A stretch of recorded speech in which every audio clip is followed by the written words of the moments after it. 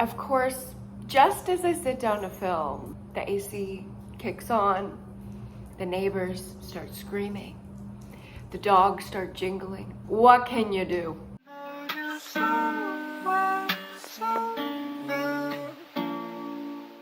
Hey guys, it's Haley and welcome to another bookish video. Today, as you can tell by the title, we're going to be doing my May wrap up. I read so many books in May. It was a wonderful, wonderful reading month for me. I know, I'm in a slump. I have not read anything in June because, I don't know, maybe my May reading month was just so great that I'm scared I cannot top it. But I can't wait to get into all these books and tell y'all the tea.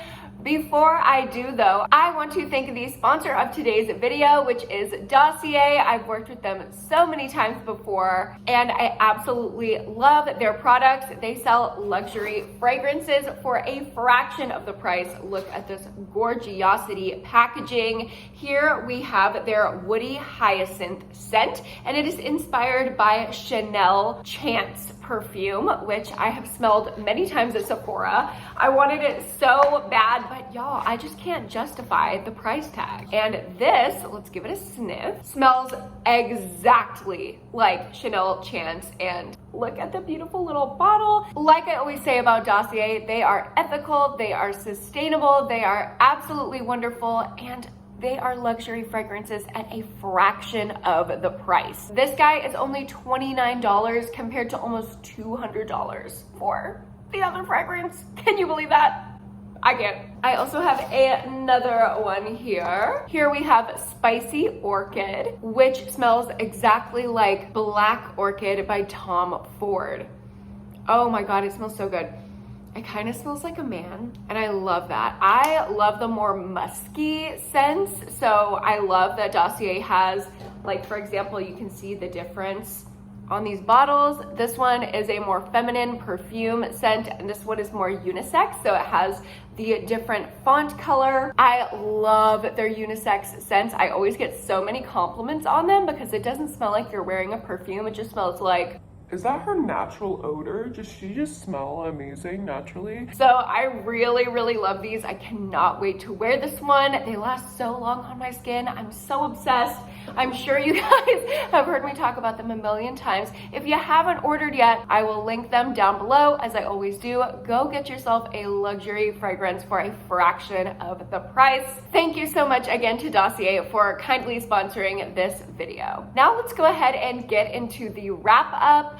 I have been debating if I should take out the stats portion of my wrap up because I saw on my analytics that I think 80% of you that watch these videos actually skips past all my stats. So I don't know if I want to continue doing this. If you're a stats stan, I will leave this in for you. Just sound off in the comments. Let me know if you want me to keep the stats, because if not, if it's just something you skip, I will totally...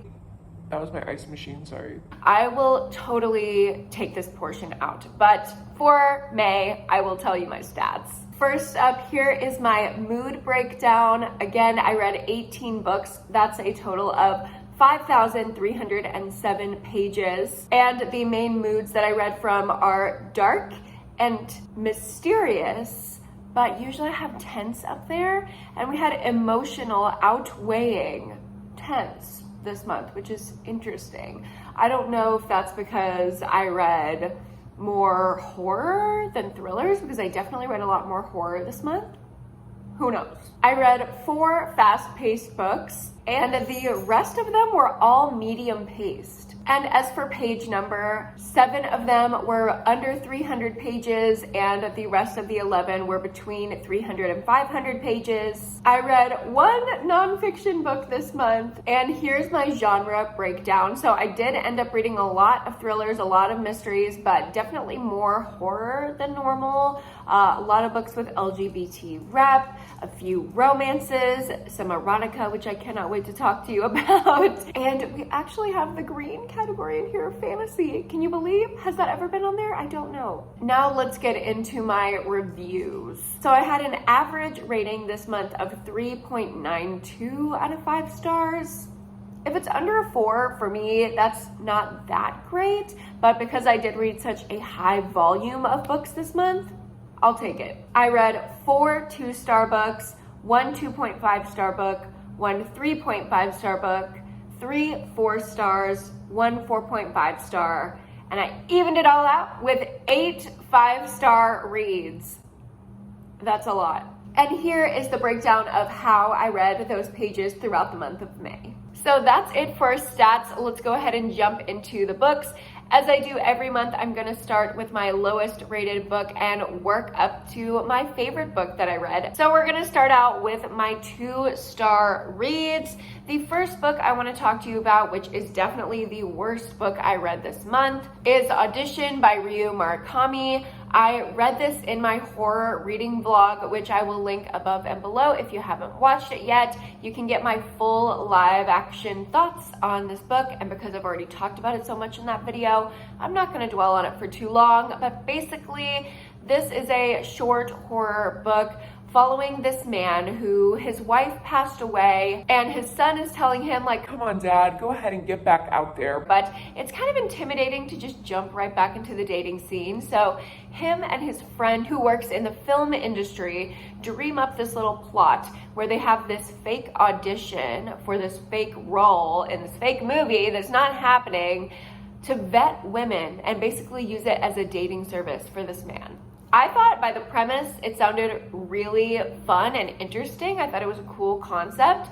However, the execution was very boring, a very slow, meandering plot, and we're basically just living in this man's head as he tells us all of his misogynistic thoughts. And I did not enjoy it pretty much at all. I gave it a 2-star in the vlog, but the more that I've thought about it, the more I would like to give it a 1-star. I don't know. I'll have to think on it a little bit more because the last scene did go absolutely crazy. The gore was insane. So that was, I feel like, why I gave it 2 stars instead of 1 in the vlog, because I was still reeling from like the wow, that was horror at the last chapter, but like 99% of it I really hated. So that's that on that. My second to least favorite book that I read this month was You'll Be the Death of Me by Karen McManus.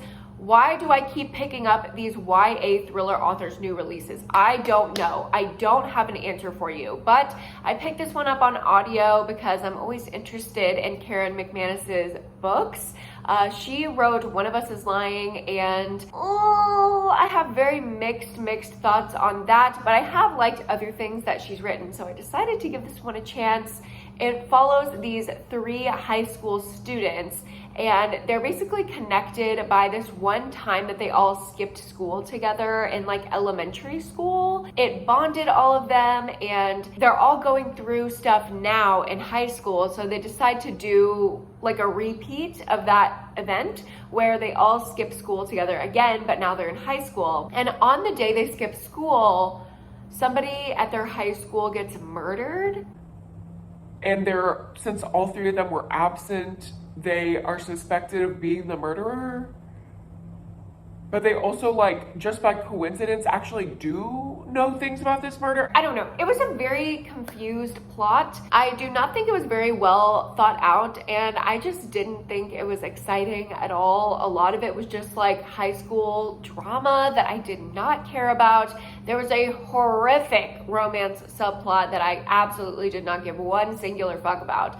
It was so meaningless. The whole time I was listening, I said, I don't care, I don't care, I don't care, I don't care.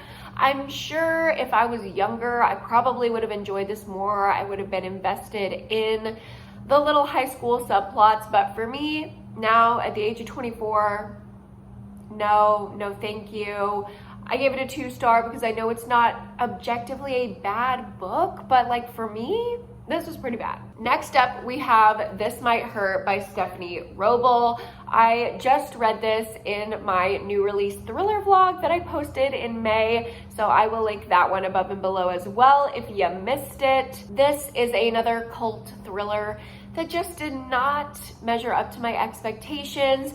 The twists were very basic. I feel like the same twists happen over and over in these new release thrillers. It's just not creative. It's giving me nothing, and I am very bored by cult books. I think I'm discovering that I just don't like cult books. But this cover is very beautiful and parts of it were interesting and entertaining. So maybe if you're a huge fan of cults, this would work for you, but for me, there just wasn't enough to keep me invested. And my last 2-star book that I want to talk to you about is The Broken Girls by Simone St. James. I actually buddy read this with my friend Megan, who I connected with on Instagram. We've buddy read a few things together. And since neither of us have read any Simone St. James, we decided to pick up this one and start here. I don't know, this was just very lackluster for me. Again, very similar to This Might Hurt. I feel like these thrillers just do the same thing over and over, and I wasn't expecting that from this book. The premise of this book is there was this all-girls boarding school where very suspicious disappearances took place, and now it's abandoned, but people are still going missing around the area of the boarding school. So people think that it's haunted. There are rumors of this ghost of this woman who haunts the grounds, and we go back and forth in the past and in the present trying to figure out the mystery of what's going on there and solve the murders and disappearances that have taken place there. So I was excited for some ghostiness, some speculative elements, and I didn't really get a lot of that. I mostly got boarding school, domestic drama, some weird romantic subplot in the current day timeline with our main character who is an investigator who I did not care about at all. There was just a lot of things distracting from I think what could have been a really great plot. I think this book and its premise has a lot of potential, but going the route of domestic drama and half-baked romance was not how I would have taken it. I would have really leaned into the speculative paranormal elements because I feel like there were a lot of plot holes there and we kind of got left off on a cliffhanger when I was really invested in that part of it. So kind of disappointing. I don't know if I'll be picking up Simone St. James again. Y'all have to let me know if this is the worst of her books or if you think I should pick up The Sundown Motel or The Book of Cold Cases. Next up, I did have one 2.5-star book this month, and that is the second book in the Dark Olympus series, Electric Idol by Katie Robert. I will be talking about the first book in this series a little bit later in the wrap-up, which tells you that I definitely liked it more. This one I just felt was pretty boring, especially compared to the first book, which I loved so much. This one just kind of paled in comparison. It is a erotic romance fantasy book following a retelling of Eros and Psyche. I am not familiar with that particular Greek myth, but the way that it was manifested in this book was basically this hotshot queen influencer, Instagram influencer type of girl is actually secretly really insecure. She doesn't have the confidence that she projects, but this very conventionally attractive white boy of the month type of man gives her interest in the time of day, and they have this fake dating scenario that benefits both of them, and it's a guy falls first, so he falls for her and he's pining after her, and I really did love that part of it, but it just did not measure up to the first book. There was very, very minimal smut in here, and the smut that was in here was extremely vanilla, extremely tame. And I was just expecting so much more after the first book. This was much more of a pure romance, and it was a little bit harder to get through because it wasn't as exciting as the first iteration. But I will say, all 2.5 of my stars for this book are for our main female character.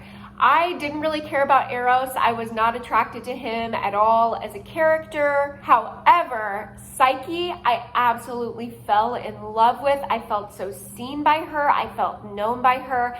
I absolutely loved her character. And I really just take this book as her personal journey, and all 2.5 of the stars are for her. She is a plus size Instagram influencer, and she is not the perfect cookie cutter girl like we saw in the first book. So I really appreciated that representation and the way that this very conventionally attractive man was pining after her. I loved it. And just hearing about her journey of confidence and body confidence, especially in smut, I really, really enjoyed those parts of the book. I loved Psyche as a character. So that was really the standout and what kept this book from being a 1 or 2 star read, because the romance was but Psyche herself and the kind of personal journey elements and some of the fantasy elements did save it for me and make it an average read in what would have otherwise been something that I didn't enjoy at all. Next up, we have my 3.5 star book, which was Conversations with Friends by Sally Rooney. I read this book this month so I could watch the Hulu series, and I will say the Hulu series was not anything like Normal People. I thought Normal People was adapted really well. This one I don't think was adapted well at all. You just cannot capture the nuance in a writing, like a written novel, in the screen. At least not with this one. So I don't know if I would recommend you watch that, but this book I thought was pretty good. I don't think it was to the level of Normal People. I rated Normal People 4 stars, so I had to bump this one down under that one at 3.5 because I definitely thought it was better than average, but it just wasn't at that level. A lot of this felt like kind of a ripoff of Normal People. Some of the quotes, some of the commentary was like directly taken from the plot of Normal People, it felt like to me. I'm sorry, don't come for me, that's just my opinion. But if you don't know what this book is about, I should probably tell you. It is a contemporary story about a young girl who is in college and she sparks a relationship with a much older married man. And it follows their romance, but it's less about the romance and more about her internal development as a woman, coming to terms with emotional turmoil and toxic relationships. Now let's jump into my 4-star books. The first couple that I have are thrillers that I featured in that same new release thriller vlog. We have Insomnia by Sarah Pinborough and The Night She Went Missing by Kristen Bird. I really enjoyed both of these. I thought they were really effective new release thrillers that did something new and fun and unique that I haven't seen in the genre before. Really enjoyed them. This one is a kind of speculative mystery thriller about a woman who's terrified she'll go mad when she turns 40. This one is about a girl who goes missing in high school when she leaves a party with a star football player, and all the moms in the little suburban town start speculating about what happened to her. So if you want full thoughts on exactly what I liked about both of these books, watch that vlog. But if you're just here for the ratings, no, I pretty much really enjoyed both of these 4-star books. And the last 4-star book that I read in May was Butter by Erin Jade Lang. And this is a YA horror / contemporary book that follows a kid in high school who is extremely overweight. And I would say this is more of a psychological horror because we really see the depth of the psychological torment and bullying that he goes through for being overweight and for being unhealthy. We also see the way that he bullies himself in his mind, the self-deprecating thoughts and maladaptive coping patterns are just really heartbreaking, but also I thought they were captured in a really viscerally accurate way. Being a mental health professional, I've seen teenagers in my practice beat themselves up in the same way. It also touches on family dynamics and social dynamics, especially around health, body consciousness, body positivity, weight, all of those things. So I really did enjoy the commentary aspects of this, and the horror was brought to the table as well, because the whole plot of the book is that our main character is so bullied and feeling so down and depressed that he's actually considering suicide. But he's not going to go out in any average way. He actually is planning on live streaming his suicide on the internet and killing himself by consuming a ton of food. He's literally trying to do death by dinner. And that part was absolutely disgusting. There's some extreme, just gross, disgusting body horror in here. Not necessarily like body, but just like bleh, gross horror in here. And I would say for a YA book, this is pretty intense, but definitely not the level of disturbing intensity that I've read in adult horror books, in extreme horror books. So for me, it didn't hit quite so hard as maybe it did for other people or for YA readers. It wasn't a perfect book. It didn't absolutely shock the life out of me, but I can appreciate it for what it is. 4 stars. Next up, I also had one 4.5 star book this month, and that is For the Sake of by Judith Sonnet. I also read this one in my horror vlog, and I absolutely loved this one. There was just something about the end that kept me from giving it 5 stars, but stay tuned because I have more to say on that, so just stay tuned for my 5-star books. But this one was such a fun thrill ride. I was so invested the whole time. If you like gruesome games in your horror books, this one is for you because our main character is a mother who is put through this dark, twisted game to save her daughter who's been kidnapped. And that is kind of why it's called For the Sake of. The book asks the question, what would you do for the sake of your child? How far would you go to save their lives? This book also has like a social media live streaming element, which I find so horrifying, just like I did in Butter. So this is like extreme, extreme, extreme horror. Definitely Beware is way, way, way beyond this, but I loved it so much. And I just really like Judith Sonnet as a person. I love following her on Instagram. She has some great recommendations. She's always talking about what she's reading, and I'm so excited to dive into her entire backlist, which leads me to my 5-star books. The first 5-star book that I read this month was For the Sake of 2, and oh my god, everything that was missing from the first For the Sake of, I felt like just hit immediately and gave me exactly what I needed in For the Sake of 2. The dangerous game gets taken to a whole new level. It was giving me like Squid Game realness. If you like rich people paying to watch normal people like you and me get absolutely slaughtered, you're gonna like this. If you like Squid Game meets Pretty Girls meets Survivor, you're gonna love this. And like, those are all my favorite things. So this was just a culmination of all my favorite things. It was perfect. I would not change anything about it. And I feel like I can see the growth of Judith Sonnet's writing just from the first book to the second.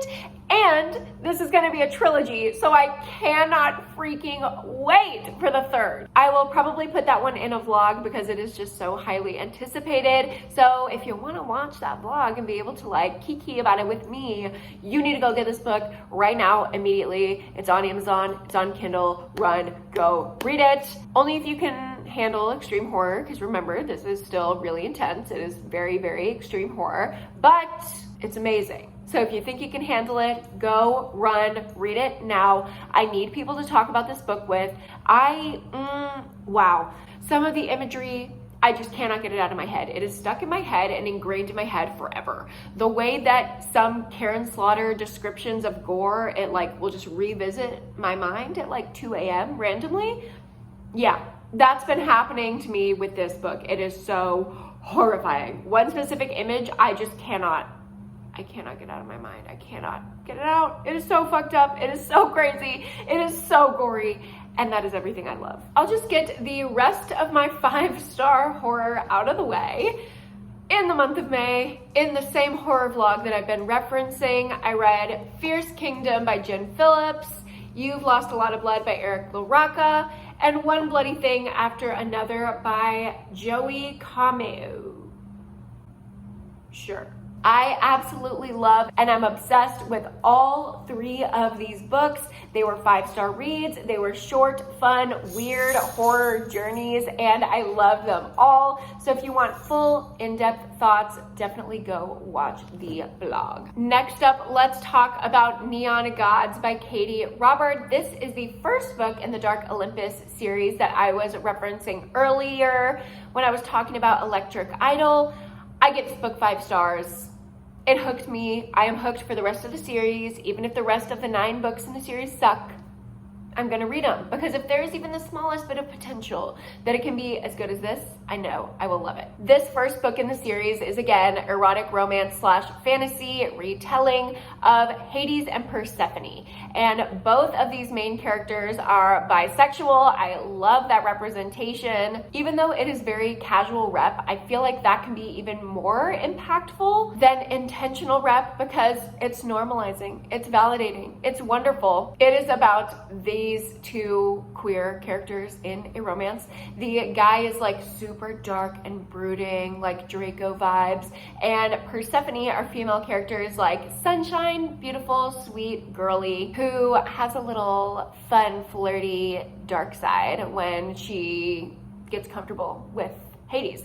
And there is a lot of smut in here. I don't think it's to the level that like maybe people hyped it up to be, but I didn't really mind that. I thought it was great nonetheless, and I really actually enjoyed the fantasy plot as well. I was feeling really, really invested in this, and I haven't really felt that with many other fantasy books.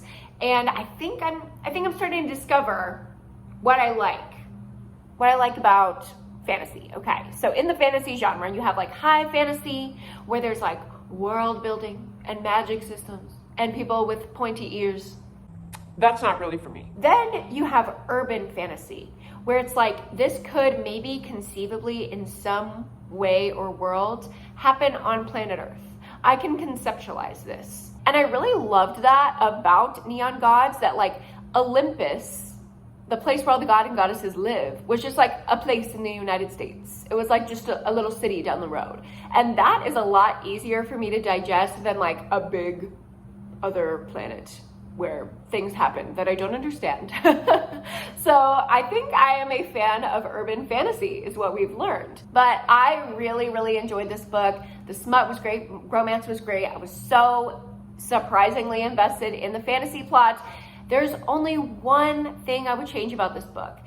It's not a big enough thing where I would lower it below a 5-star, because I love this book. But I did feel a little bit like about some descriptions of Persephone. The way that she's described, especially in like smutty scenes, is like this Teeny tiny little wisp of a girl, and she's just this petite little baby little fairy that he can just hold in his hands, and he might crush her because she's so small. And like, to me, that is not relatable. That immediately takes me out of the scene, out of the book. I'm immediately thinking about my own body and comparing that to that of Persephone, and I just didn't really like that. I like normal people representation, not this eensy beensy teeny tiny ingenue representation. So that was the one thing that kind of took me out of the book and I didn't enjoy. But I feel like Katie Robert really made up for that by having such wonderful plus size representation in the follow-up Electric Idol. So also very exciting this month, I read one of my most highly anticipated reads, which was The House Across the Lake by Riley Sager. We know I am the biggest Riley Sager stan on the planet, on the whole planet. Whatever he writes, I will eat it up. Give it to me, serve it to me. I will chomp it down, okay? I don't know what it is about that man's writing. I love it, I love it. I eat it up. I take it, inject it into my veins like it is meth. I don't care. I love it. Every single one of his books I've read in one sitting. Yeah, every single book that he's ever written, I've read in one sitting, because it just sucks me in and I love it. And this book is no exception. It is a thriller following our main character who was this famous actress, but she had a little bit of a scandal. She can't be in the public eye. So her mom sent her to this lake house to recover. And this lake house is not your average lake house. It's on this very exclusive property, and basically only famous people own property around this lake. So all her neighbors are famous, and she's spying on this house across the lake where this famous supermodel and her tech billionaire husband live. And she starts to suspect, when she doesn't see the supermodel come out of the house one day, that her husband killed her. Our main character is an alcoholic, and she has a lot of things that she's going through, deep mental health problems. So we don't quite know how reliable she is, if we can trust her at all. And I love that trope. I love being kind of in the dark and on this ride with our main character. And then halfway through the book, there's a tone shift. And I feel like most people will hate it.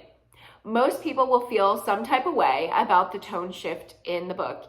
And for me, I loved it. Personally, I will eat that shit up. I think this is going to be another survive the night situation where I'm the only one sitting in the corner hyping it up, and everybody's like, Hailey's a dumbass. Why does she like that book? And I'm just in the corner rocking with it. And honestly, I'm fine with that. I'm not going to spoil what the twist is, but I will tell you that there are speculative elements. So prepare yourself for that. This is not going to be 100% based in reality. I love that. I think it was so unique and so inventive, and not just your basic unreliable narrator, domestic thriller, giving girl on the train, giving woman in the window. No. She's a little bit quirky. She's a little bit different. And I just love the way that this was executed. The writing was wonderful. The twists were shocking. There were some Easter eggs written in there for hardcore Riley Sager stans, and I know that this is going to be a book that people are going to drag me for loving, but I can't help it. I love Mr. Sager with all my heart. All right, we are now getting into my last couple books of the month. Another 5-star that I read was Untamed by Glennon Doyle. This is a memoir about Glennon and her journey accepting herself and her sexuality, in her religious beliefs, in her identity as a woman. All of these things that are very relevant to me and to most women, I feel. So I really connected with a lot of it. I thought a lot of it was really poignant for a wide audience. The way that I'm trying to describe this is like, I already knew a lot of this stuff because I'm a therapist and I've done a lot of self-work, and especially like spiritually and sexuality wise. So I feel like a lot of this wasn't groundbreaking, but I see the merit in it. I think a lot of it is worded and described beautifully.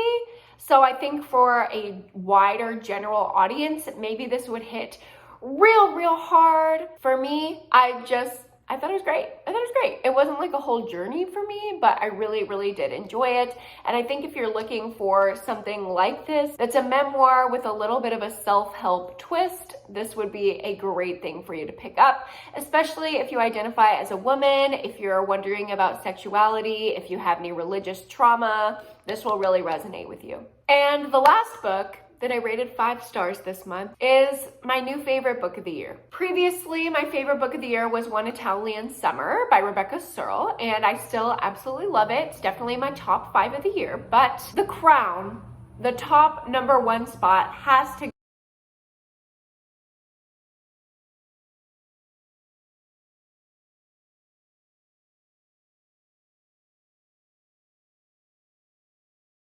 Our main character is a therapist. She's a bookish, average gal, but she's also a murderer. And she gets pulled into an investigation on her husband's death. The gag is, though, she didn't kill him. She absolutely loved him and would have done anything for him. However, the police think that she did kill him because she's killed 3 people in the past. So we're basically going through this journey through her life, revisiting the times that she committed these murders and kind of the things in her life, circumstances that led to that. We really gain a lot of empathy for her along the way. I identified with this character so much. I saw so much of myself in this person who is a murderer, which is crazy that we can reach that level of empathy. I think it's brilliant. I think it's amazing. I will pick up anything else this author ever writes, and I'm gonna leave it at that because I know I could ramble about this book all day. So Period. That's that on my favorite book of the year. Thank you guys so much for watching this long ass wrap up. If you made it this far, thank you. Go ahead and give it a like if you liked it, and subscribe to my channel if you haven't already. Also check out Dossier down below to get you some affordable fragrances, and pick up a book and go to therapy this week. All right, I will see you guys in my next one. Bye.